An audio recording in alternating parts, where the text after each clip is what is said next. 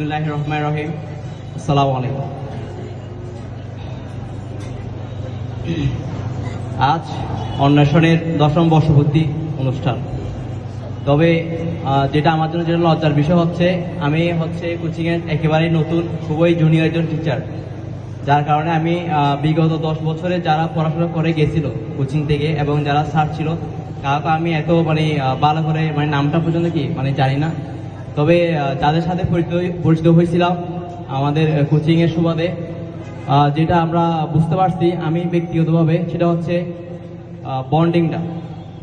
Bonding বলতে একজন স্যারের সাথে একজন স্টুডেন্টের যে বন্ডিংটা আমরা অ্যাজ ইউজুয়াল দেখি, হ্যাঁ, ওইটা কিন্তু অন্বেষণের কোচিং সেন্টার থেকে ব্যতিক্রম।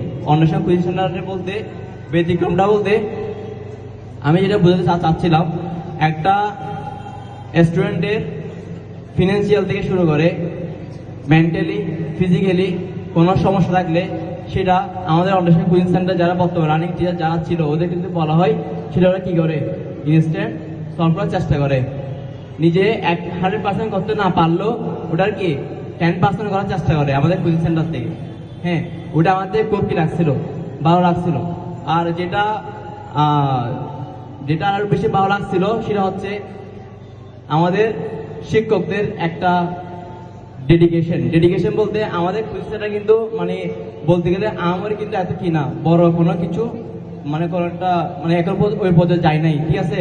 আর আমাদের যে টিচারগুলো আছে ওদের এডুকেশনাল কোয়ালিফিকেশন চেক করলে দেখা যায় অনেক হাই, কোচিং সেন্টার থেকে অনেক হাই, কিন্তু ওদের ওই ডেডিকেশন লেভেলটা ছিল বিদায় ওরা এখনো ওই কোচিং সেন্টারে পড়াচ্ছে পড়ানো এক কথা, আর ডেডিকেশন ভাবে পড়ানো আরেক কথা। এটা যারা স্টুডেন্ট বর্তমানে রানিং আছে ওরা এটা ভালো করে বুঝতে পারে ওদের যেটা সমস্যা এটা।